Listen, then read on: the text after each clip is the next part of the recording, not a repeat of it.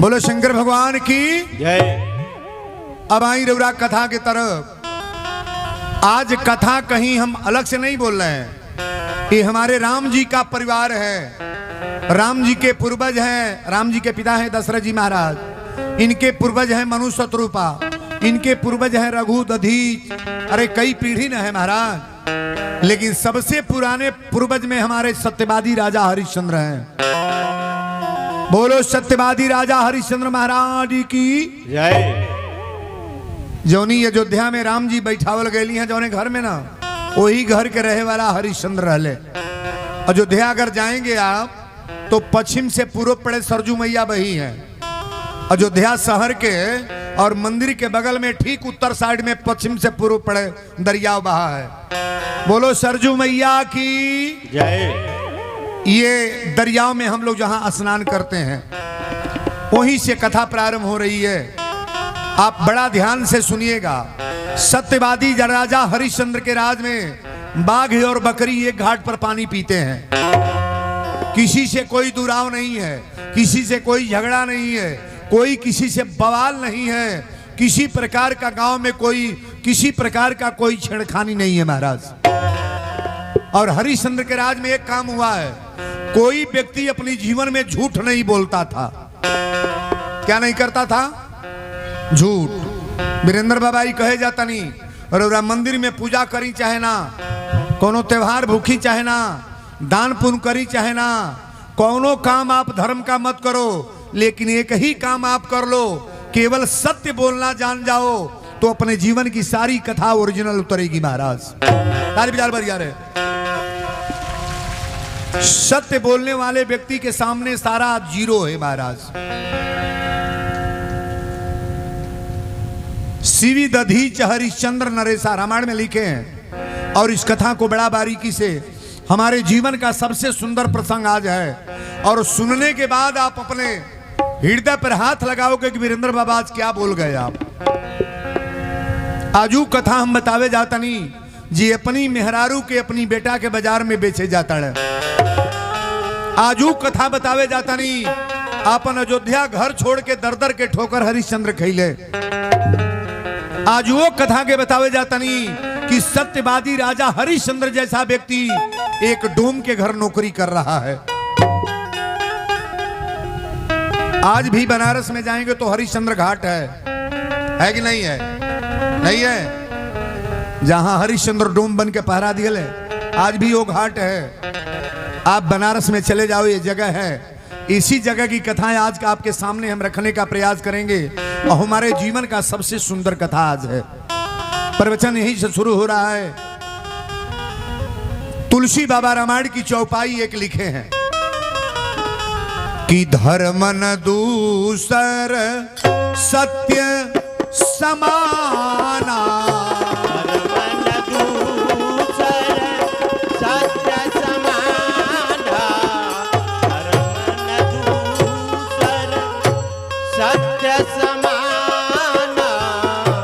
धर्म न दूसर सत्य समाना, धर्म न दूसर सत्य समाना, आगम निगम पुराण बखाना,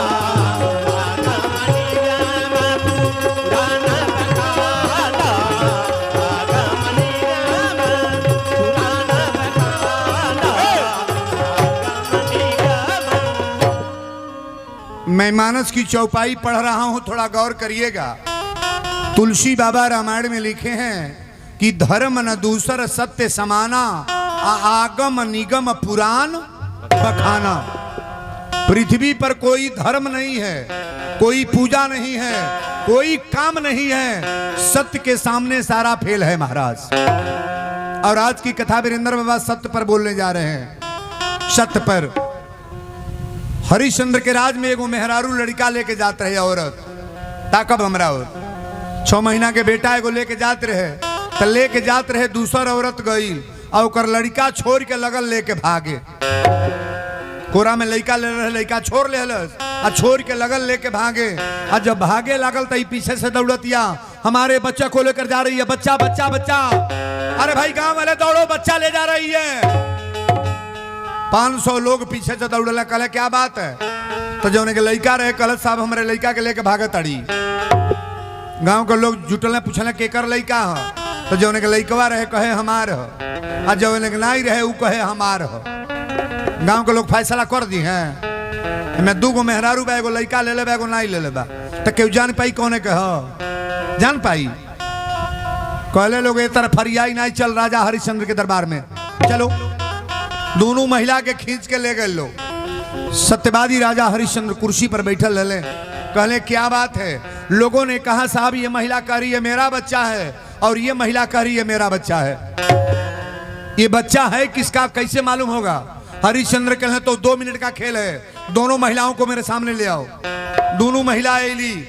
हरिश्चंद्र ने कहा सिपाही से, सिपाही तलवार लेकर आओ मेरे सामने। सिपाही तलवार लेके आई। हरिश्चंद्र राजा बोल रहे हैं कि बच्चे को 2 टुकड़ा कर दो, दोनों को बांट दो। अच्छा बताइए, परीक्षा होके बाकी हो जाए।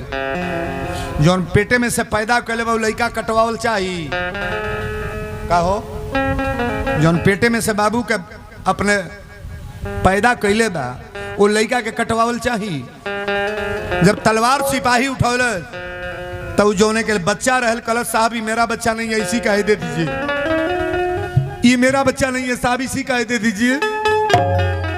हरिश्चंद्र जान गए कि बच्चा तो इसका, ये जो रो रही है कह रही है मेरा बच्चा नहीं है, ये इसी का बच्चा है।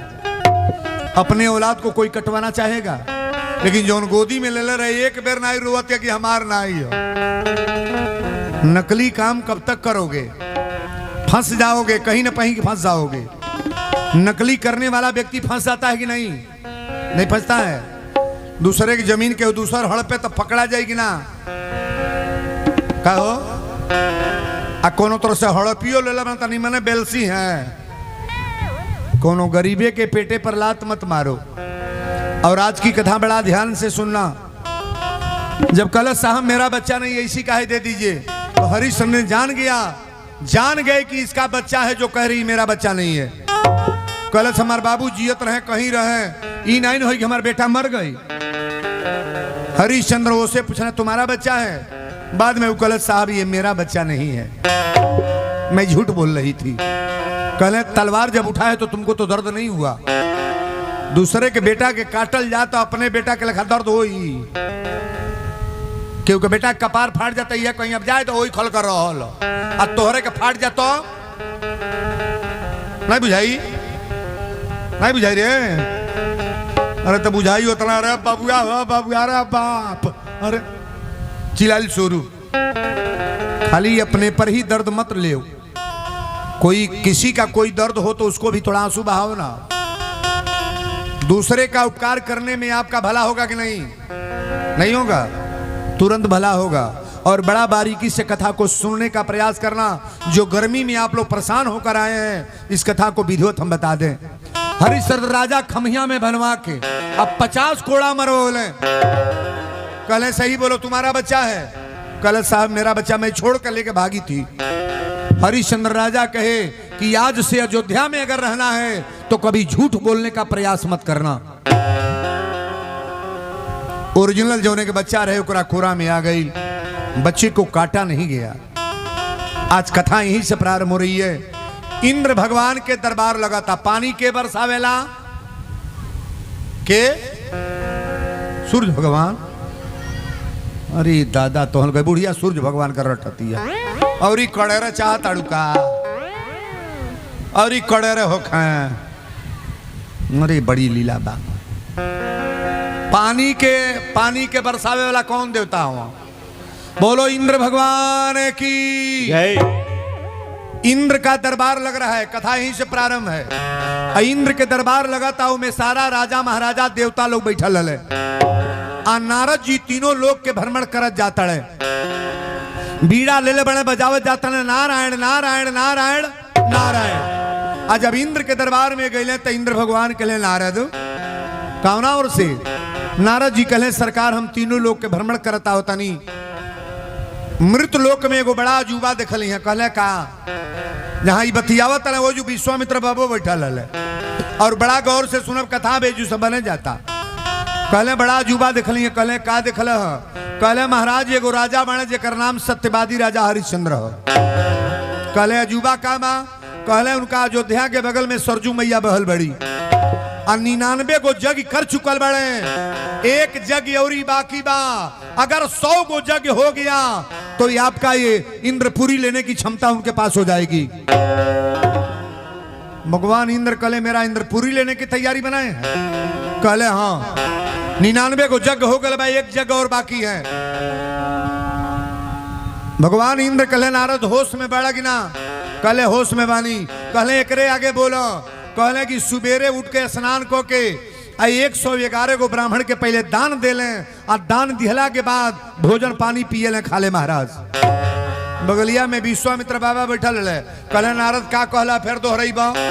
नारद कहले का कहली? यह तो कहली हो उतना बड़ा धर्मात्मा केहू राजा ना बा, उतना बड़ा दानी केहू नाई बा। 99 गो जग हो गल बा, इंद्रपुरी लेवे के क्षमता बा। विश्वामित्र कहले नारद होश में बोलो, तू उनके बतिया उतरा जेकर गुरु वशिष्ठ हो। विश्वामित्र बाबा में वशिष्ठ जी में बोलने लाना बड़ा बड़ा कुले में प्रक्रिया बा ना। जो ने विद्वाने से हमरा नहीं बनी तो हमार बड़ाई कहीं कोरी का जी। हई जितना लोग कथा में आइल बा, हमार कथा अच्छा लागत कि नहीं? तने हाथ उठाई तो तन देखल जा। नहीं कथा हमरे दुश्मन को बड़ा उठा लो हो बाबा, तो उठा लो, ताली बजा बरिया रे। अच्छा ही बताई 100 गो टिकट बा, 100 गो में 2 गो फैले हो जा तो वीरेंद्र बाबा कबो हारो और 2 गो तो निंदा करने वाले भगवान का भी है महाराज। 2-4 निंदा करने वाले परमात्मा का निंदा करते हैं, देवी दुर्गा का निंदा करते हैं, माता जी का निंदा करते हैं। अच्छे लोगों का निंदा करने वाले लोगों की आदत ही पुरानी है। हमारा 2-4% लोग निंदा ही करके क्या करेंगे? कुछ बिगड़ने वाला है? आप सभी लोग मेरे जय जय में हैं तो मेरे निंदा करने वाले भी बर्बाद हो जाएगा ना। बोलो सच्चे दरबार की जय। विश्वामित्र बाबा कहे कि नारद होश में बात कर। नारद कहले बेहोश ना बानी, तू कहल का चाहत? विश्वामित्र कहले कि अगर ये तरह राजा बाणे हरिश्चंद्र के मालूम नहीं बा हमारा का जब का बाड़े?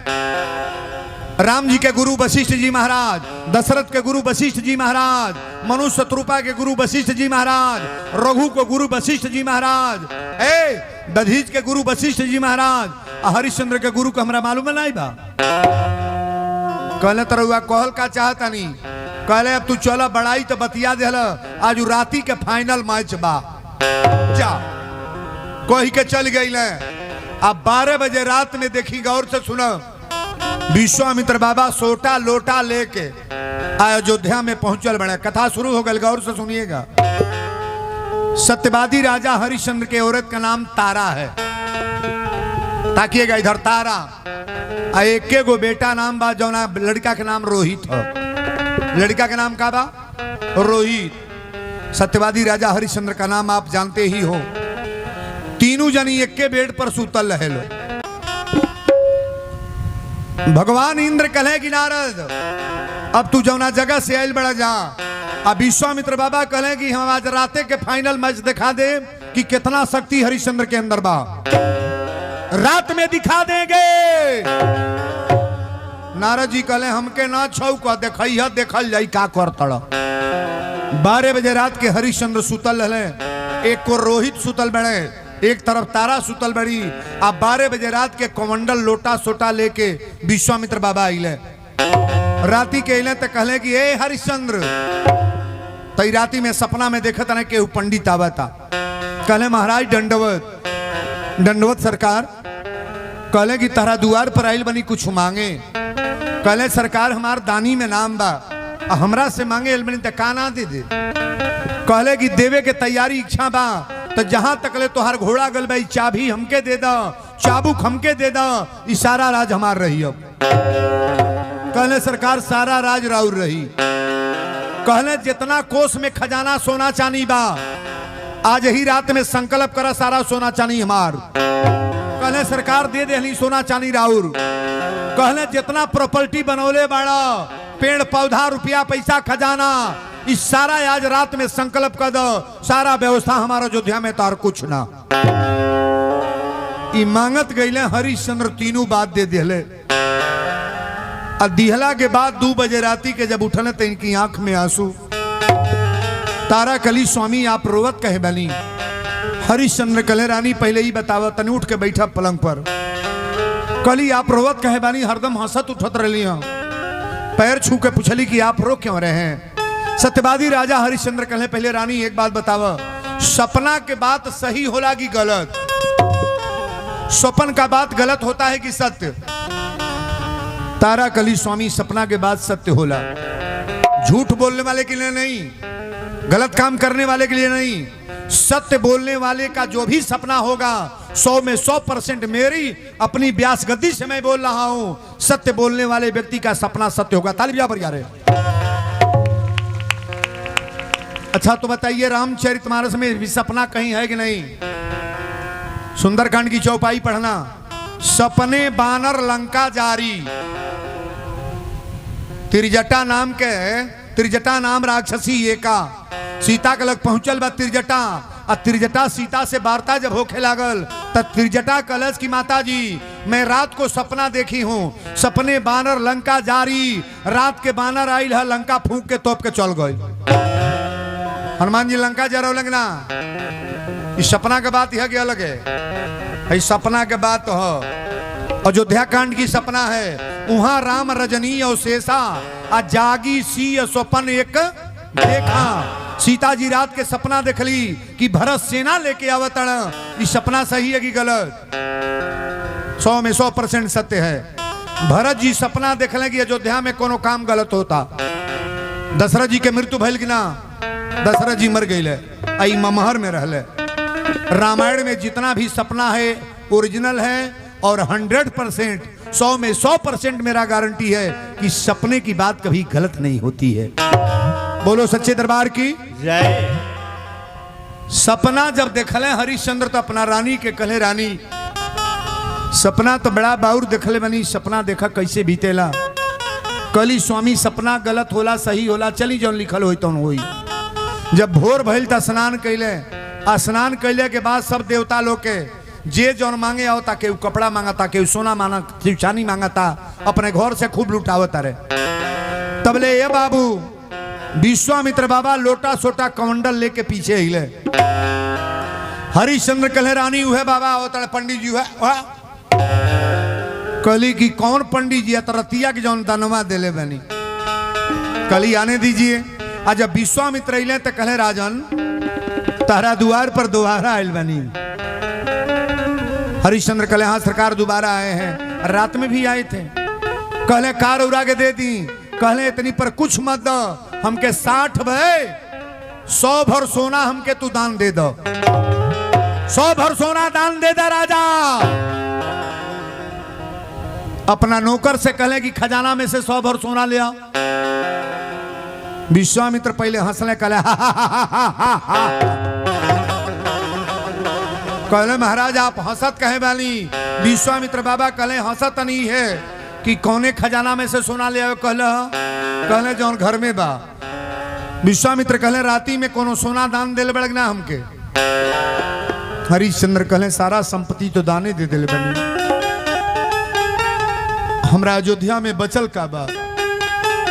ई घर दुआर खेत बाड़ी सारा प्रॉपर्टी सोना चांदी महाराज रात को आपको दान दे दिए हैं। विश्वामित्र कहले कि दान देहले में से दान दिहल जाला। कोनो चीज रउआ दान दे दिए फिर में से दान करो। कहले सरकार हम गलत करत रही हूं में से दान ना कल चाहत रहलो। पहले तो गलत एज को देहला दान देहले में से तू बटल लेकिन अब बतावा 100 भर सोना कहां से देब। हरिश्चंद्र कहले सरकार खेत बानाई बिकाई ते दियाई रुपया हमारे लगवा नहीं कि सोना व्यवस्था कर। अभी शरीर बचल बा मेहरारू के लड़का के हमार। अब रउरा जैसन आज्ञा दी। कहले हमके 2 दिन के अंदर सोना चाहिए और 100 भर सोना देबा ना तो तुहार बदनामी करके छोड़ब राजा हरिश्चंद्र। तारा के हथवा पकड़ ले, अपना रोहित के हाथ पकड़ के अयोध्या महल छोड़े लगले।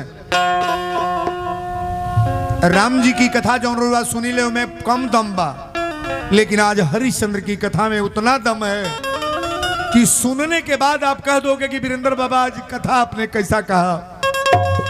हई मकान राउर 3 मंजिला बा और राती में दान दे दी और पंडित जी कहें घर छोड़, तो आदमी के दर्द होई कि ना होई? ना होई। सत्यवादी राजा हरिश्चंद्र आंख में आंसू लेके रानी के कहले, रानी अभी अयोध्या छोड़ा, अब तो अयोध्या ही पंडित जी के दान दे दिल बनी तो बाबा के हो गई। तारा कली कहाँ लेके चल? कहले जहाँ होनी बा लेके चल, तनी जहाँ बाजार में गहकी लग जी बेच उच के पैसा सोना दिया जाई। रोहित अइले कहले, पिताजी रउराई का सोचली हम? के करी पुछले पर चाभी इनके थमा देली।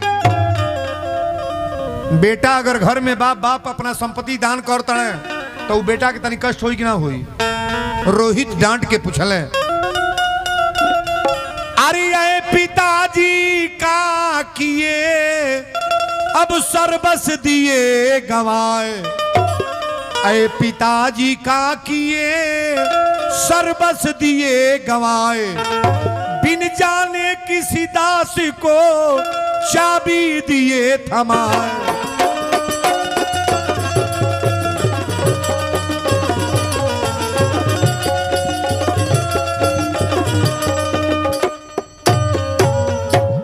रोहित कहले, पिताजी बिना जानल बुझल चाबी काहे थमा देली? हरिश्चंद्र कहले, बेटा ये अयोध्या अब आपन ना हो, ई घर दुआर आपन ना हो, खेत बाड़ी आपन ना हो, ई जौन घोड़ा हाथी बांधल बाई आपन ना हो। तारा कहली, रउरा शादी करके मांग में सिंदूर भर के ले ली तो हमके कहनी रानी बनाए, हमरा अर्धांगिनी बन के अली, अब रउरा कहाँ लेके सरेह में चलब, कहाँ चलब? हरिश्चंद्र कहले, जहाँ रहब तहाँ तोहरा रहे के बा। बहिया पकड़ के लेके चलने तो तारा पहले फूट फूट के रोली, लेकिन नसीब अपना अपना है। में बहुत लड़किन के शादी धनाटे घरे भइल बा, और करू दशा हो गल बा, तेन पर खैले के मोहताज बा। कारण का? तो करा पति के सारी गलती है, सारा प्रॉपर्टी बेच करके दारू पी लिया। औरत के गहना बिखो चढ़ता, वो पी घार ताड़े से कजन रौरे यहाँ होता नहीं, हमारे यहाँ तक खूब होता। सोचना चाहिए जब मैंने दिया नहीं है, नैहर के माई के बापे के चिन्हा ले बते एक काहे बेचता नहीं बुझाता, नहीं क्या बुझात? इसमें बहुत सारी माताएं बहनें बैठी हैं जे सबसे परेशान बा, लेकिन अपनी मर्दे से, अपना हस्बैंड से परेशान है कि बाबा हमारे हस्बैंड का सुधार कब होगा। बोलो सच्चे दरबार की जय। तारा के लेके जब चले लगले हरिश्चंद्र, तो पहले प्रयागराज गईले। अब प्रयागराज गईले बालू में पैदले जाता रहे अयोध्या से। प्रयागराज गईला के बाद फिर मुड़ले, गोड़ उड़ला के चले लगल लो। तारा कली, स्वामी अब बताई कहाँ चले बा? कहले, सब देव देव हई और शंकर जी महादेव हई। बोलो महादेव की जय। शंकर जी के त्रिशूल पर कौन जगह बसल बा? नहीं बोलोगे? शंकर जी के त्रिशूल पर कौन शहर है? बनारस। काशी जौना के कहल जाला, बनारस कहल जाला। बनारस जो जगह है ना, हमारे भगवान के त्रिशूल पर, भोलेनाथ के आशुतोष शंकर जी के त्रिशूल पर बसा है महाराज। कहले कि सब देव देव हैं, शंकर जी महादेव हैं। अगर बिकाए के बा तो साधारण जगह पर ना बिकाए, ये भगवाने के लीला है जौन हमारे घर छोड़ा दिले, आज चल के उन्हीं के बाजार में बिकाए। इस शरीर भगवान के समर्पित कर दिया तो हमनी के बोनी की बिगड़ी परमात्मा को समर्पित कर दो, बनेगा कि बिगड़ेगा? बनेगा। और भगवान से दूरी बनाओगे तब, परमात्मा से दूरी बनाने वाले से परमात्मा दूरी बना लेते हैं। इस जग में बहुत लोग ऐसे हैं गांव में, न उनके औरत आयल बा, न मर्द आयल बा, न केहू घर के आयल बा। तो आप दूरी बनाओगे तो भगवान भी आपसे दूरी बनाएंगे। रुपया कितना हो कमा लो, रुपया से किसी का मोक्ष होता है? कहो जीवन भर पाप कर लो, अब 50 करोड़ रुपया ले आके दान दे दो, मोक्ष हो जाएगा? रुपया से मोक्ष नहीं होगा, मकान से मोक्ष नहीं होगा, खेती बाड़ी से मोक्ष नहीं होगा, गाड़ी मोटर से मोक्ष नहीं होगा। अगर मोक्ष करना है तो परमात्मा से लगाव लगाने का प्रयास करो। आप ताली बजा लो। परमात्मा से लगाव लगा लो। कथा तो उतना मजबूत है, केवल सुनने का प्रयास करना। जितनी कथा हमारी हुई है आज तक, आज 5वें दिन की कथा है, सबसे सुपर स्टार कथा आज की है। वीरेंद्र बाबा बोलने का जा रहे हैं, ध्यान दीजिएगा। तारा कली स्वामी पहले ही बताई कौने बाजार में बिकाई जाई, कहले बनारस में चला, वही जो गहकी हम निकल लगी हैं। तारा अब ये फिर में बाड़ी दादा पहले बिकाई के, पहले यहाँ के बिकाई कि हम बिकाए, अगी हमारे बेटा बिकाई। बाजार तो बाजार होता है ना, लेकिन कथा है आपको दर्द एकदम हो देगा, शरीर में दर्द हो जाएगा कि वीरेंद्र बाबा क्या बोल गए। बनारस में लेके जब जाए लगल तो तारा कली कितना दूर बा, काशी कितना दूर बा। हरिश्चंद्र कहले चला अब नियरा गल बा, लेकिन तारा रो के कहली अरे कवन डगर जाई काशी हो नगरिया,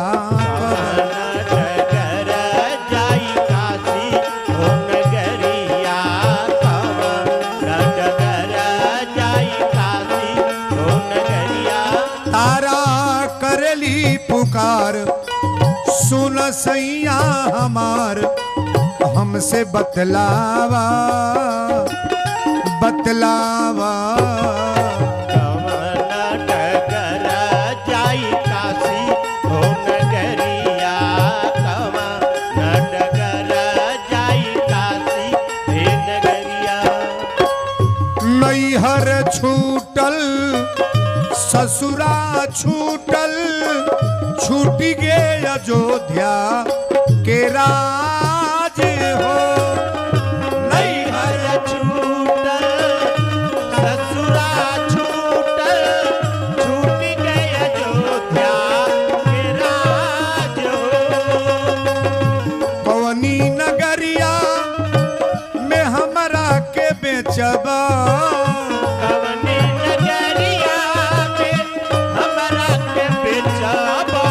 अरे के होई मोर खरीदार हो। झरझर नैना बरसे जैसे सवनावा, झरझर नैना बरसे जैसे ओ सवनावा, झरझर नैना बरसे जैसे ए सवनावा।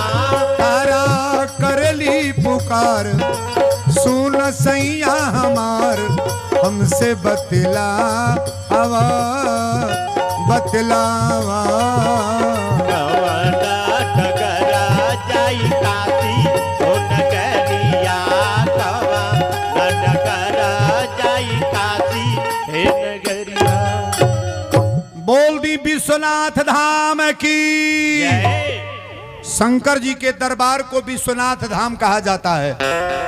और बनारस में जब पहुंचल बड़े हरिश्चंद्र, सत्यवादी राजा हरिश्चंद्र कहे रानी अब ये जो 2 मिनट तू खड़ा रहा, पहले डुगी वाला के बुलाई। कली डुगी वाला को काहे बुलाएंगे, तो हरिश्चंद्र कहे डुगी लगा देगा कि कल बाजार में 3 आदमी बिकने के लिए आए हैं।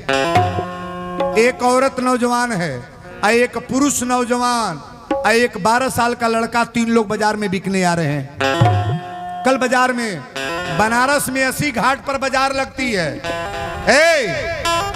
बनारस में 80 घाट पर बाजार लगती है और पहले भी लगती थी।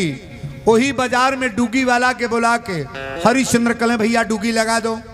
डुगी लगाने वाला डुगी लगाया, बोला ऐ बनारस के वासियों, कल बाजार में 3 आदमी बिकने के लिए आ रहे हैं। एक नौजवान औरत है, एक 12 साल का लड़का है और एक नौजवान पुरुष है। तीनों आदमी बाजार में बिकेंगे। अच्छा बताइए, जो डुगी लाग जा जवरा बाजार में तो जवार जुट जाएगी ना। पहले देखे जुटी की कैसन लड़का मेहरारू मर्द मारे अपनी मेहरारू के बेचे जाता।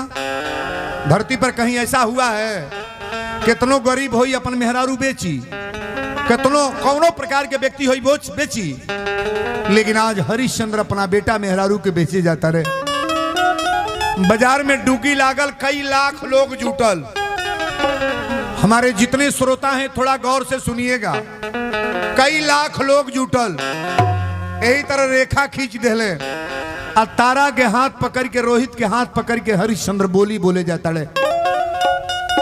तारा कली स्वामी अब तक जौन बिकाए के बिकैले जाई, लेकिन पहले रौरा बताई कि रौरा बिकाई कि हम कैसनो औरत बाप ने मर्दे के अपना सामने बिछाई दी,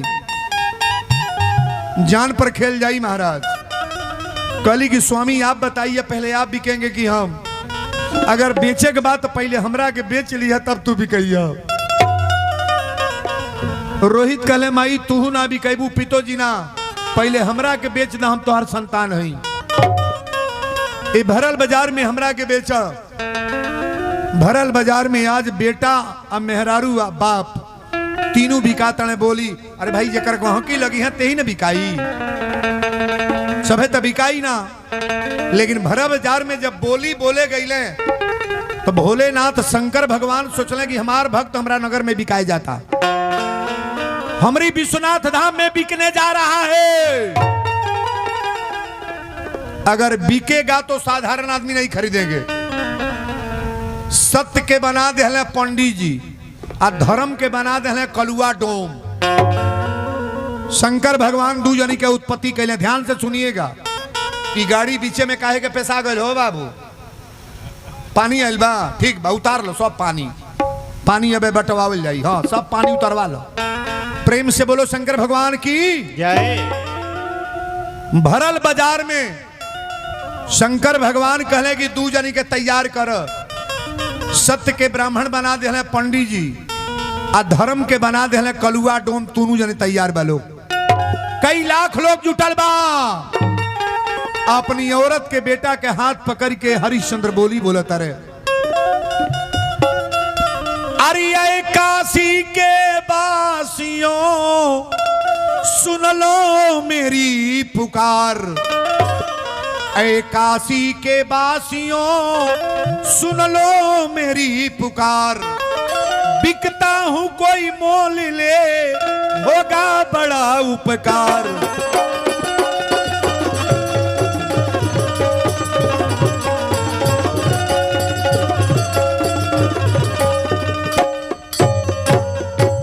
हरिश्चंद्र कहले कि ऐ काशी के वासियों सुन लो मेरी पुकार। अब बिकता हूं कोई मोल ले होगा बड़ा उपकार। वही बाजार में पंडित जी गए दौड़ के जाके हरिश्चंद्र के मेहरारू तारा के हाथ पकड़ ले। तारा के हाथ पकड़ ले तो तारा कली भैया पहले हाथ छोड़िए, आप हाथ छोड़िए। कहले हाथ क्यों छोड़े? जब बिक रही हो तो हाथ क्यों छोड़े? सत्यवादी राजा हरिश्चंद्र कहले सरकार जब आप ग्राहक हैं, हमको बेचना है तो बेचना तो जरूरी भी है। कहले कितना कीमत है मेहरारू के औरत के बा? कहले 50 भर सोना दे दी या मेहरारू ले जाई। तारा कली स्वामी भरल बाजार में बेचा तड़। अब भरल बाजार में इहो नहीं पूछा तड़ा कि बेचा तनी तक केकरे हाथे बेचा तनी। हमार प्रश्न बा पहले इनसे ही पूछ लो कि हमके औरत बना के रखी है कि नौकरानी? कोनो मर्दे के सामने या मेहरारू के हाथ कोनो दूसर मर्द पकड़ के लेके जा, तुम मर्द जी की मरी नहीं बोलोगे, जीना है कि मरना है? तुरंत दिमाग में रिएक्शन हो जाएगा महाराज जी क्या हो रहा है। हाथ जब पकड़ के लेके चले लगले, तारा कहली कि एक बात बताइए, आप औरत बना कर रखोगे कि नौकरानी? हरिश्चंद्र कहले रानी प्रश्न न पूछो, बेचल और जब बिका तड़ू तो चाहे रानी बनावे चाहे नौकरानी, अब तब पैसा पर न जाताड़ू, ये पूछने की जरूरत है? तारा कली स्वामी हम कतई ना जाए। सुहागन नारी, पतिव्रता नारी, सती नारी हम ही। और सती नारी के कोनो पुरुष के साथे तू हाथ धरा देब? कोनो पुरुष लेके जाई? हम एगो राजा के अर्धांगिनी हई। इज्जतदार मेहरारू बिना खैले रह जाई, लेकिन केहू के चाय जल्दी ना पी। मर्यादित मेहरारू में महिला जौन बैठल बना 1 लाख केहू कही चला जिलेबी तनी खा लो। अगर ओकर हस्बैंड साथ में नहीं है तो उनके जिलेबी को सोचेगी कि ये मिट्टी है, गोबर है, मैं जिलेबी नहीं खाऊंगी। आदर करी, सम्मान करी तो अपन मर्द करी। संसार में दुनिया वाले मर्द क्या सम्मान करेंगे महाराज? यहाँ बहुत सारी बेटियां हैं, खाने बिना माताएं बैठी हैं, खाने बिना मर जाएगी, नमक चटनी खा लेगी, वैसे ही घर में पड़ी रहेगी, भले बाजार 2 दिन न हो, लेकिन किसी से कहने नहीं जाएगी कि मेरे घर में ये चीज नहीं है। जब बाह पकड़ के लेके चले लगले, तारा कली स्वामी अब तक बाजार से बाहर जाता नहीं हम, लेकिन 12 बरस का लड़का बा अगर कहती तो लड़कों के साथे लेके जाती, आज जौन पंडित जी रोटी भात दी है वही में खिया के जीवन बिता ले। लेकिन जब लेके लड़कों का पंडित जी कहले ले चलो, लेके चले लगली तो दौड़ के जाके हरिश्चंद्र के अखबारी में पकड़ लेली। कली स्वामी जहिया शादी क के अइले तहिया तू 7 को फेरा घूमल, मांग में सिंदूर लगौला तो गीत मांगर भइल, अयोध्या में रानी बना के ले अइला तहिया हमारा आत्मा गदगद हो गई। लेकिन राती में सपना दूध देखला बाजार में लिया के बेच देला हमरा के। भरल बाजार में बाह पकड़ के लेके जाता रहे, का जानी तोहरा से भेंट फेर होई कि ना होई। हथवा में ई तरह कोरिया में पकड़ के हरिश्चंद्र के तारा रोए लगली। आखिरी लाइन में भाव दिहली, आरे मिलने से नाता आजू, आरे मिलने से नाता अछूटल पिया, मिलने से नाता छूटल पिया, मिलने से नाता छूटल पिया, मिलने से नाता, मिलने से ना हो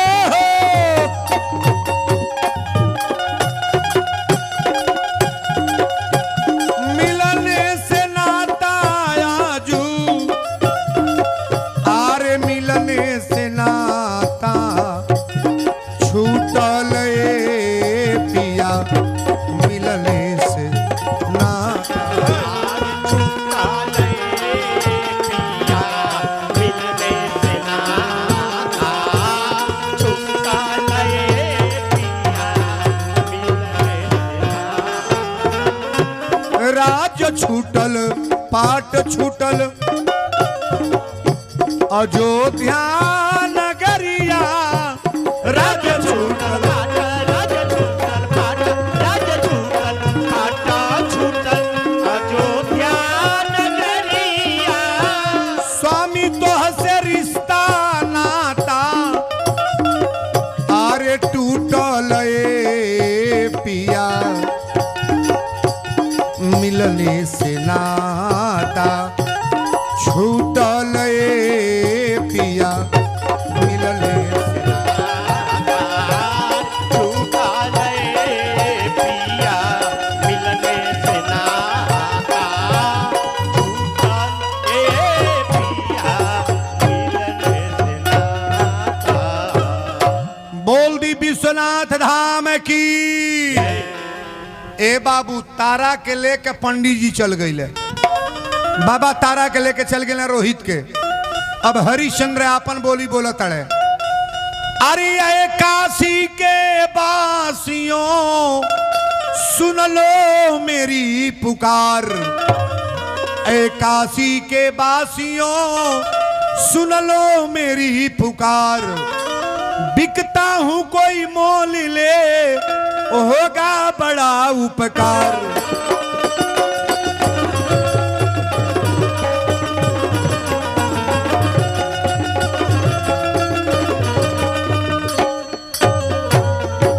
ऐ काशी के बासियों सुन लो मेरी पुकार, अब बिकता हूं कोई मोल ले होगा बड़ा उप।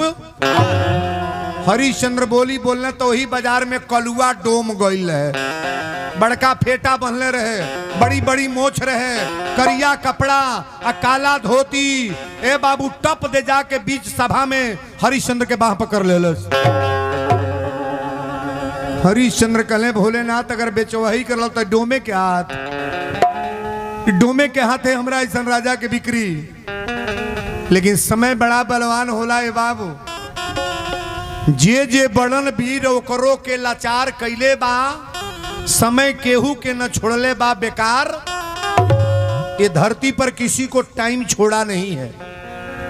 भगवान से लगाए, भरत से लगाए, दशरथ से लगाए, इस धरती पर जितने लोग आए हैं बड़ा कष्ट सह करके जाना पड़ता है बाबू। और बड़ी गौर से कथा को समझने का प्रयास करना। अब देखी कथा एजू आ गई। कलुआ डोम जब पकड़लस, अब बाहर जब लेके चलल तो कलश कितना कीमत तोहर बा? कहले 50 भर सोना दिया गल बा। अरे देही के कीमत 50 भर सोना ए साधु बाबा के दे दो। विश्वामित्र बाबा पा गए 100 भर सोना लेके चल गए। लेकिन डोम जब लेके चले लगल तो डोम कहले तार नाम का है? कहले हमार नाम हरिश्चंद्र है। कलुआ डोम कहलस डोमे घरे ई नाम नहीं रही। हरिश्चंद्र नाम इतना वीआईपी नाम काहे के? तोर नाम रही हरिया। अब केहू बोलाई तो कही ए हरिया सुन, तो टप दे सुन ली। हरिश्चंद्र पूछले हमसे नौकरी कौन करेब? कहले तो से सुअर ना चरवाए। डोमे घरे का होला? जौन होला तो सभे जानता। कलुआ डोम कहला सुअर ना चरवाए, खांची ना बिनवाए, बेना ना बिनवाए, केहू घरे मुअनी जियनी में खाए के ना भेजो, डाल वो लेके बियाहे में न जाइए। हरिश्चंद्र कहले नौकरी बतावा ना। कलुआ डोम कहले तो के नौकरी उहे देतनी, श्मशान घाट पर लाठी लेके चल के पहरा दो। 24 घंटा पहरा दी हो। कोनो गरीब मरल बा, चाहे धनी मरल बा, चाहे अमीर मरल बा, बिना कर कफन लिए लाश जलावे मत दियो। बिना कर कफन की लाश नहीं जलेगी। हरिश्चंद्र कहले सरकार हमरा ई मंजूर बा। कहले देखा हमरा यहाँ खैले के टाइम ना होला। कलुआ कहलस कबो 3 बजे खाई जाला, कबो 4 बजे, कबो जइबे नहीं करी, पानी पी कर रहे पड़ी। हरिश्चंद्र कहले तारा घर के भोजनो ना करब हम। गंगा मैया बाड़ी हो जो पानी अजूरी से पी ले। हरिश्चंद्र नौकरी करे लगले डोमे की। यहाँ हमारी बेटियां बहन यहाँ जितने बैठी हैं, भगवान से ही मनाना है। शंकर जी का दरबार है जहाँ कथा चल रही है। प्रवचन तो आप लोगों ने बहुत सुना है। इस कथा में हमारी लाखों की भीड़ होती है। अभी सीवान जिला में मेरी कथा थी, कम से कम 1 लाख लोग पब्लिक कथा में थे। रिकॉर्ड कायम हो गया कि वीरेंद्र बाबा आपने कैपेसिटी कितना बढ़िया किया है। बोलो सच्चे दरबार की जय। अब हरिश्चंद्र वही डोमे के काम करे लगले। केहू के बेटा मरल बा, केहू के भाई मरल बा, केहू के माई मरल बा। अच्छा बताई, श्मशान घाट पर जे जाला उ रोवत जाला की हंसत?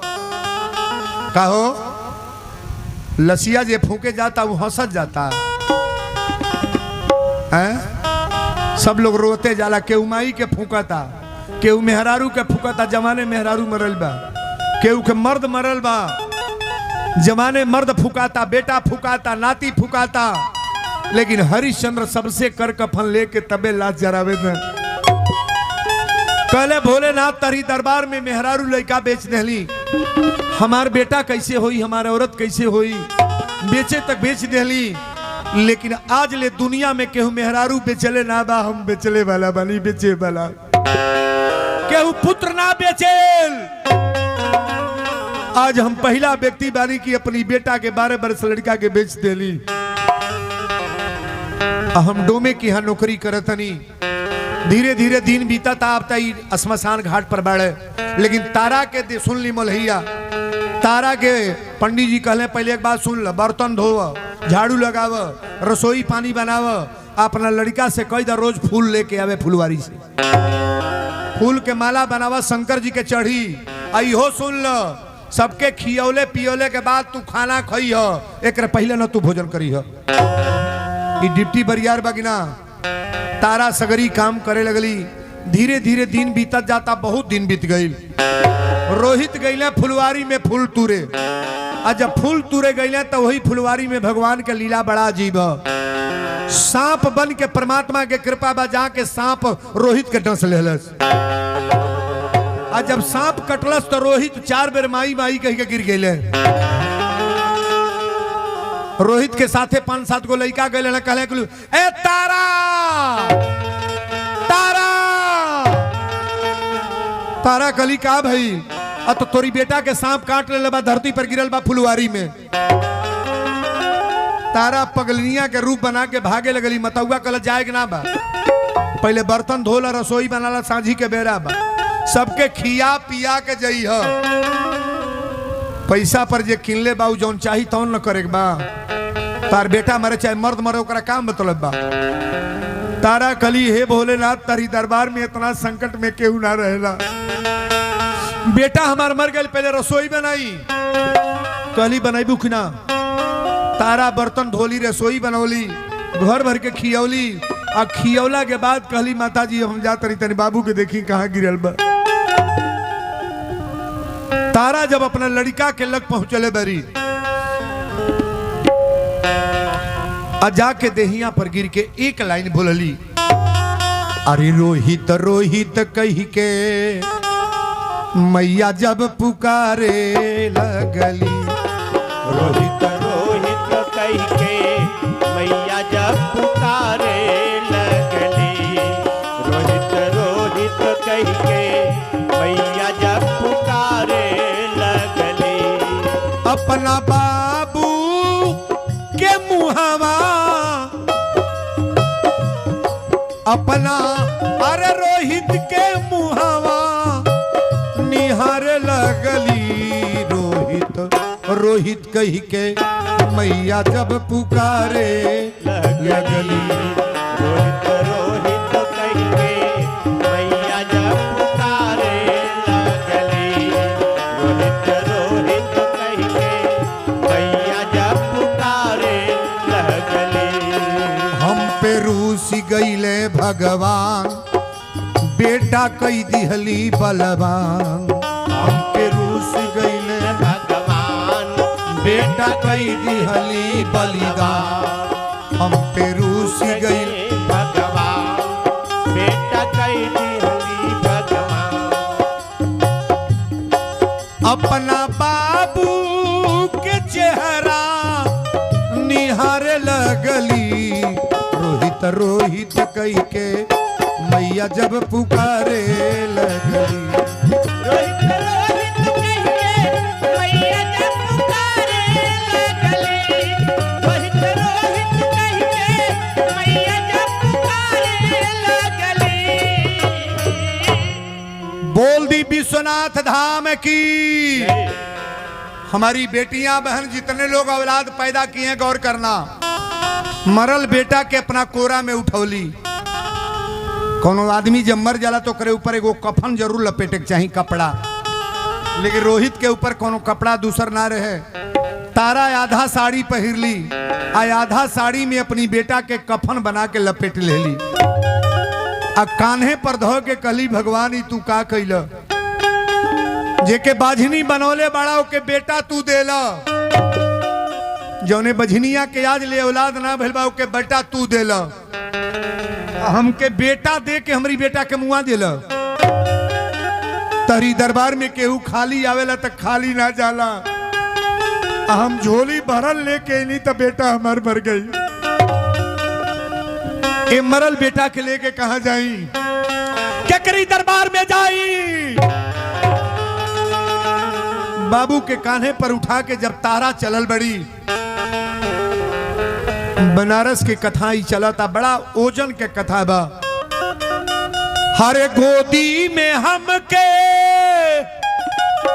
देके ललनवा छोरी ली हलाए विधाता। छोरी ली हलाए विधाता।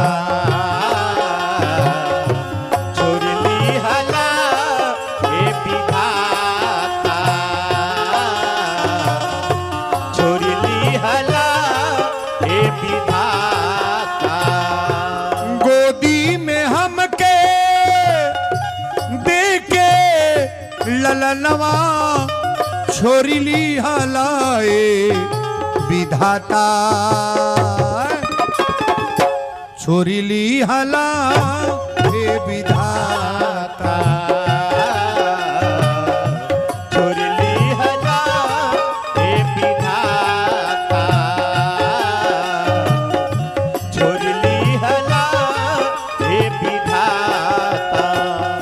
हरिश्चंद्र तोहरा न कुछ ना बुझाता। तुहरा न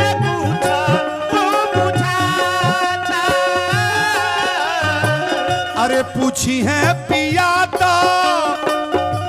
का बतलई बे, पूछी है पिया तो का बतलई बे, अरे हमरा न कुछ बुझाता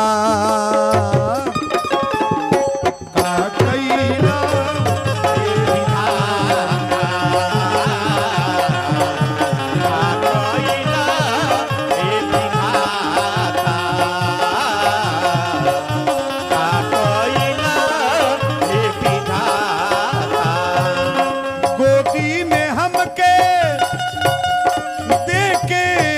ललनवा छोरी ली हलाए विधाता का कइला ए विधाता का कइला ए विधाता का कइला ए विधाता। बोल दी विश्वनाथ धाम की, देवादिदेव महादेव की। मरल बेटा। अच्छा एक बात बताई, जेकर लड़का मर जाला तो केहू मर फूके वाला जरावेला ना बा। मामा जरा दी है, मौसा जरा दी है, काका जरा दी है, गांव के लोग जरा दी, लेकिन कहीं सुन ले बानी यहाँ पर महतारी अपनी बेटा के जरोले बा। कहीं स्मशान घाट पर, स्मशान घाट पर कोनो माई बेटा जरोले बा। आज ले पृथ्वी पर जौन कार नहीं भैल भाई ये कार होके जाता। तारा वही घाटे पर गईली, सांझी के बेरा रहे, तरफ तरफ के रोवतड़ी कि ये बाबू के लाश लेके कौना नगर में जाई, कहाँ जरी कहाँ फुकाई, न चैली वाला न कड़ी वाला लाश कैसे जरी। जब घाटे पर गईली रोवल, जब सुनले हरिश्चंद्र तो ई घाटे पर रहले, रात भइल बा, मुनहार होता। आई आगे बढ़ल जाताड़ी, हरिश्चंद्र आगे बढ़त जाता। कली की लड़के को जलाना है, थोड़ा सुनिएगा, सुनिए। हरिश्चंद्र आवाज धले, सावधान,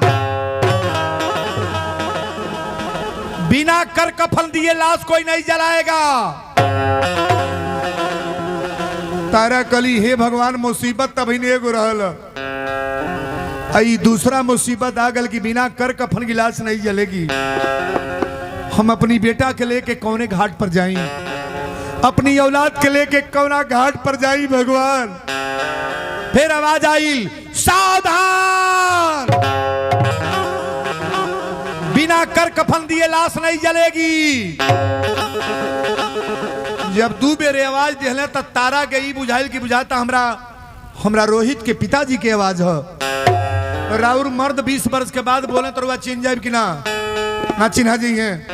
अगवा पड़े आके गईली, कली सुनिएगा। हरिश्चंद्र बढ़ जाता है, कली सुनिए ना। हरिश्चंद्र कहे क्या बात है। तारा कली एक बात बताई, राउर नाम का है? कले नाम हमार हरिया है। कली हरिश्चंद्र से हरिया। कली की जो नौकरी कब से करी ले? कले ज्यादा दिन हो गया। कहली की रउरा बेटा बाड़ है? हरिश्चंद्र कहे मेरा कोई बेटा नहीं है। तारा कली राउर औरत? कहे मेरा औरत भी कोई नहीं है। तारा कली स्वामी तू चिन्ह चाहे न चिन्ह, हमरा पहचान में बड़ा, हमारी मांगी में सिंदूर तू लगोले बड़ा। तू हमके शादी करके रानी बना के अयोध्या में ले आइला। आए बेटा के पैदा करे वाला राजा तू हवा। तोहार बेटा मरल बा, अपनी बेटा मेहरारू के ना चिन्ह तड़। हरिश्चंद्र कहे मेरा कोई नहीं है, मेरा न कोई औरत न कोई पुत्र। तारा कली स्वामी एक बेर चेहरा उठा के ताक लाई, तोहार बाबू रोहित मरल बड़े, हम तोहार औरत हई जे के तू मांग में सिंदूर लगा के बियाह कैला। एक बेर ताक ल स्वामी, कि तोहरे परिवार के बात बा। बोलो सच्चे दरबार की जय। हरिश्चंद्र कहे मेरा कोई नहीं है। तारा कली स्वामी एक बेर जान ल, शादी करके तू लियल बड़, आई बाजार में बेचे वाला तू हवा। तोहर लड़का मर गल बलियल बनी घाट पर दाह संस्कार करे। हरिश्चंद्र कहे तारा यहाँ कोई नहीं मेरा है, मैं एक डोम का नौकर हूं, एक डोम का नौकर हूं, नहीं समझती हो? हरिश्चंद्र कहे कि मेरा कोई नहीं है। तारा कली स्वामी बेटा के पैदा तू कैले बड़, आई औरत हम तोहार हई, एक निवेदन तो से हमार बा, ये लड़का के लाश जरी की ना, कहले लाश को जरा लो, हम मना थोड़न कर रहे हैं, लेकिन कर कफन देने के बाद लाश जरेगी। यहाँ कर कफन देने के बाद लाश जरेगी। तारा कली स्वामी हमरा लग कर कफन कहाँ बा, जौन देले बड़ा तौने साड़ी पहिरले बनी। ये लड़का के देही पर उहे कपड़ा बा, दूसर कपड़ा ना है राजा। हम केकरा अलग से राती के कपड़ा मांगे जाई कि कफन दा हमरा बेटा के लाश जर जा। हरिश्चंद्र कहले तो कान खोल के सुन लो, बिना कर कफन की लाश नहीं जलेगी। तारा कली बिना कर कफन की लाश नहीं जलेगी। आज इहो सुन लो, तोहार मेहरारू तोहरी बेटा के कर कफन खातिर अपन साड़ी खोले जाती है। आधा साड़ी पहिरली, आधा साड़ी यही तरह बढ़ा के कहली कि राजा अब तो तोहरा विश्वास ना बा, दिल खोल के कैसे बताई। अगर तोहरा कर कफन पर बात बताई, तोहरे दुहल लुगा पहिरले बानी साड़ी, कपार पर मर्द साड़ी ओढ़ावे ले राजा। ला हमारी साड़ी में से फाड़ ला, अपनी बेटा के कर कफन ले ला राजा। हमारी साड़ी में से फाड़ के कर कफन ले ला, अपनी बेटा के लाश जरावे दा राजा। हरिश्चंद्र कहले भगवान ये कौने जगह पर आ गई। तारा कली एक अबला नारी के पहचान होला। हमरा ला कुछ ना बा, तो जौन देले बड़ा तौने लुगा बा। ये साड़ी में से फाड़ के अपनी बेटा के कर कफन ले ला, अपनी बेटा के लाश जरावे दा राजा। बेटा के लाश जरावे दा। जौनी औरत के लग कुछ नहीं बागर के कहे तो कपड़ा बेच दे भाई मेरा नहीं, हमरा लग रही अपने पति खातिर अपन गहना बेच सकेले, कौनो गहना बेच दी, लेकिन आज बेटा खातिर कफन खातिर अपन साड़ी खोले जाती है औरत। कहली कि राजा ये साड़ी में से फाड़ ला, अपनी बेटा के कफन लगा के लड़का के जरावे दा राजा, पुत्र के जरावे दा। हरिश्चंद्र जब 4 डे के आगे बढ़ले साड़ी फारे खातिर, साड़ी जब रानी के फारे खातिर चलले तई आवाज आई, ऐ हरिश्चंद्र अपनी औरत के साड़ी पर हाथ मत रखियो। सारा धर्मात्मा जितना तुहार व्यवस्था बा फेल हो जाई। हरिश्चंद्र पीछे हट गए। तारा कली अब केकरे द्वार पर भीख मांगे जाई कि हो पिया के करे दुआरे जाई, हो पिया के करे दुआरे जाई, हो पिया के करे दुआरे जाई।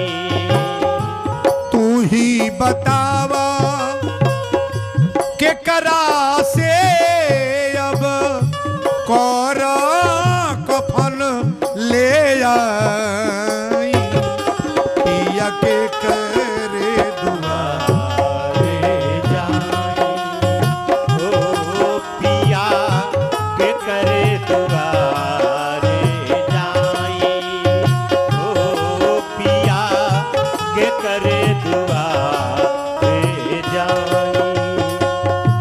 तू राजा हम रानी रहली, बूझे लया ज कसाई।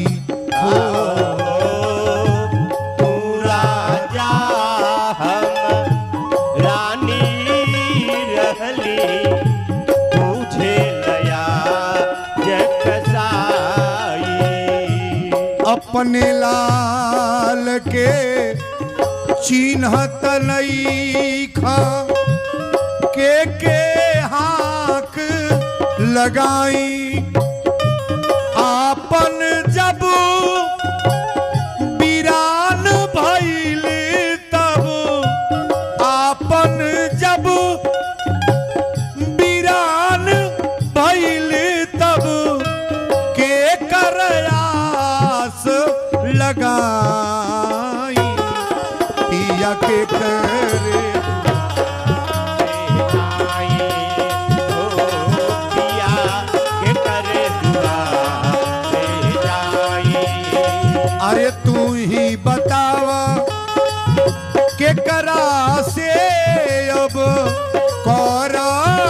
कफन ले आई पिया के कर करे दुआरे जाई हो पिया के करे दुआरे जाई। बोल दी हरिश्चंद्र महाराज की, देवादिदेव महादेव की, श्री विश्वनाथ धाम की। कथा तो बड़ा लाइन पर आयल बा, हमारी बेटियां बहन गौर करेंगी। तारा कली स्वामी अब तू बतावा कि केकरा के आपन मर्द बनावे जाइए, केकर आपन पति बना के कहीं कि हमारी बेटा के जरा द। आपन जब बिराना हो गए तो दुनिया में हमार के बा। मांगी में सिंदूर जौन मर्द लगोले बा उहे औरत के बात न माने, उहे औरत के ना इज्जत करे तो औरत के केहू संसार में बा हई कोई धरती पर। तारा कली की बतावा लाश जरी की ना, हरिश्चंद्र कहले लाश जलाना मना नहीं है, लेकिन लाश में यही बात है कि बिना कर कफन की लाश नहीं जलेगी। आवाज आयल कि हरिश्चंद्र अपना औरत के साड़ी मत फरिया। पति अपना औरत के लुगा उड़ावे ले कि उघार करे ले, उड़ाना काम है।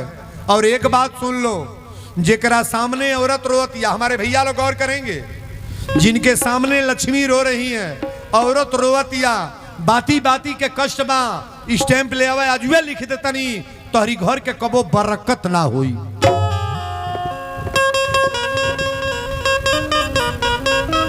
तारा रोवे लगली। अरे औरतों को तो हर जगह रोना है। अरे के करा हीरो वाले नदिया बढ़ियाईली, आके करा हीरो वाले तालाब हो। अरे के करा हीरो वाले धोती के खूंट भी जले, आके हीरो वेला बर हो मास। के करा हीरो वाले दो ठीक खूंट भी जले, के हीरो वेले पर हो मास हो। के करा हीरो वाले दो ठीक खूंट भी जले, के हीरो वेले पर हो मास हो।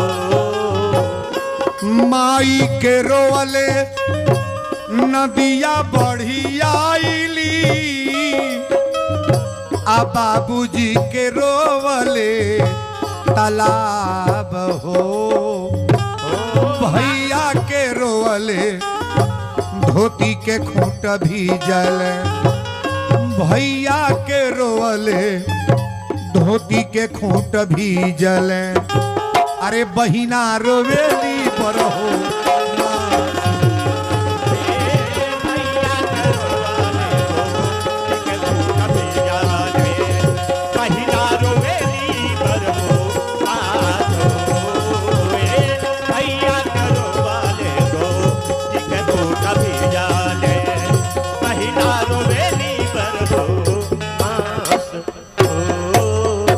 यहाँ जितने मर्द हैं थोड़ा गौर करेंगे आप। मर्द कबो कबो रोवेला, जैसे बेटी के विदाई होता तब बाप रोवेले, चाहे घर में केहू मरल बा तो रोवेले। लेकिन ये जितनी बेटियां बहन माताएं बैठी हैं नैहर में बात तबो करा रोए के बा। कबो भौजाई कुछ कहली, कबो माई के बात आ गई, कबो पिता कुछ कहले। घर में पारिवारिक भाई भाई में कबो झगड़ा होता तो बेटी रोवतिया, और नैहर में जाती है तो सारा लोड बा, कबो देवर के लोड बा, कबो ससुर के लोड बा, कबो सास जौन नाई कहे के तौन कहतिया, जौन पति बियाह को लेल बा वो जौन जौन नाई कहे के तौन तौन कहता। वो लड़की जीवन भर रोती है कि नहीं? हमारी बेटियां बहन इसमें जितनी बैठी हैं 8 दिन 10 दिन पर तो जरूर आंख में आंसू आ जाए कि भगवान हमके तू का लिखल। चारों ओर से हम ही बाउर बानी। जब तक जीना है तब तक नारियों को रोना है। और निवेदन करेंगे यहाँ जितने लोग हैं पुरुष वर्ग के लोग, आप सभी लोगों से निवेदन करेंगे कभी महिलाओं के ऊपर कोई इतना वजन न दें जो महिला आपके घर में रो रही हो। सब काम आपका करती है, महिला को रोने का काम थोड़ा न है। बोलो सच्चे दरबार की जय। तारा जब हाथ पसरकली की साड़ी में से फाड़ ली, शंकर जी कहले बेटा तोहर मरल ना बा। कहले सरकार बेटा तो मरा नहीं है, सामने खड़ा है। विष्णु भगवान कहले अभी ये तावा अयोध्या के राजा बनब। कहले राजा ना बनब। कहले संपत्ति तो के चाही। कहले कि ना, हमनी के भगवान से भेंट हो जाता घर है, बेटा बेटी चाही। सगरी मन एकदम पूरा हो गए। आई मनावे के चाही कि भगवान राउर दर्शन हो जा। कभी खेत मत मांगो, घर मत मांगो, बेटा मत मांगो, रुपया पैसा मत मांगो। अरे मांगना है तो डायरेक्ट परमात्मा को मांग लो।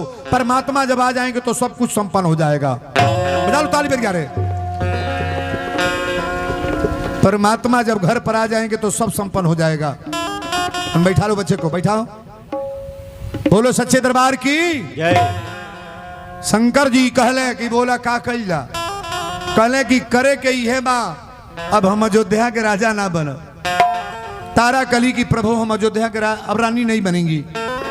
भरल बाजार में जब बिका गईली, शंकर जी कहले बेचवावे ला हम ही रहली आ तो के साधारण के हुनाई लगे ले। ई धर्म जौन बाणे उ पंडित बनल आ सत्य जौन बाणे जौने सत्य के नाम पर कथा चलता ई कलुआ डोम बनल है। भगवान परीक्षा अपना रूप बदल करके लेते हैं महाराज। और नारायण की कृपा बड़ा अजीब कृपा है। बहुत लोग कहला महाराज भिखारी आदमी कैसे राजा बन गया। ये भगवान की कृपा है। कहले बोला तब का करी। शंकर जी कहले अगर अयोध्या ना जाइबा तब माई के पेट में से सब लोग जिंदा पैदा होला, लेकिन मर जाने के बाद सभी लोग जाते हैं। लेकिन हरिश्चंद्र आज ये पहला नंबर है कि आप लोग जिंदा, तुम्हारे औरत और तुम्हारे बेटा तुम्हारी साथे बैकुंठ को जाएगा। ताली ताली बजा रहे। एक रिकॉर्ड है, पुष्पक विमान आइल आदेश दिले हमरा भोलेनाथ। अब पुष्पक विमान पर हरिश्चंद्र अपना रानी के हाथ पकड़ ले और रोहित के हाथ पकड़ के पुष्पक विमान पर खड़ा हो गई ले। वीरेंद्र बाबा रोज कथा कहता ना का जानी हमके पुष्पक विमान आई कि ना। हमरा तो यह मनाई लेकिन लड़का को सो टिकट ही बना के आ कम से कम मरे के बेर बेटा अपना हाथ से आगे जाके दे दे।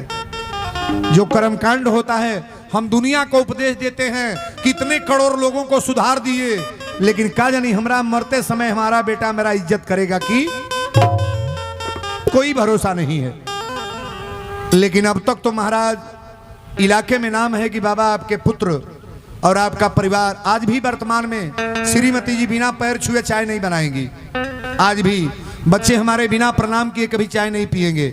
एक बहू आई है, एक लड़के की शादी भी नहीं हुई है। एक लड़की थी मुंसफ कॉलोनी में दवरिया, शादी पर साल हुई। तो हमारे वहां परिवार में ऐसा चलता है, जो हम बोल रहे हैं सो मेरे घर में उतरा है महाराज। प्रसन्न रहना चाहिए और औरत पति का प्रणाम करे तो पति का तो विचार बदलिए जाएगा। तीनों जनी जाता लोग अब देखी बैकुंठ के। अरे सत्यधारी के सत्य बलवान हो, सत्यधारी के सत्य बलवान हो, भगवान हारी गई ने। हरि के सत बलवान हो, भगवान हारी गइले। हरि के सत बलवान हो, भगवान हारी गइले। पुष्पक विमान कसवा से अइले, हरिश्चंद्र राजा रानी चढ़ी गईले। हरिश्चंद्र राजा रानी चढ़ी गइले। हरिश्चंद्र राजा रानी चढ़ी गइले। पुष्पक विमान कसवा से अइले, हरिश्चंद्र राजा रानी चढ़ी गईले। हरिश्चंद्र राजा रानी चढ़ी गइले। हरिश्चंद्र राजा रानी चढ़ी गइले। बाड़ू तू तारा महान हो, टूटल विश्वामित्र के गुमान हो, भगवान हारी गईले। विश्वामित्र के गुमान हो, भगवान हारी गइले। टूटल विश्वामित्र के गुमान हो, भगवान हारी गइले। टूटल विश्वामित्र के गुमान हो, भगवान हारी गइले। बोल दी शंकर भगवान की। जय। आज हमरा ई कहे के बाकी हे भोलेनाथ, जौना तर से हरिश्चंद्र के बेटा के जिंदा कैला, ये लोग के लोक में पहुंचौला जहाँ केहू जा ना पावेला। आई जिंदा लोग गईल, लेकिन हमनी का मरिए गईले के बाद रहुआ यहाँ जाइल जा तब मनुष्य के जीवन फिर प्राप्त होके। तन ताली बजारो बरियारे ना आखिर जाए।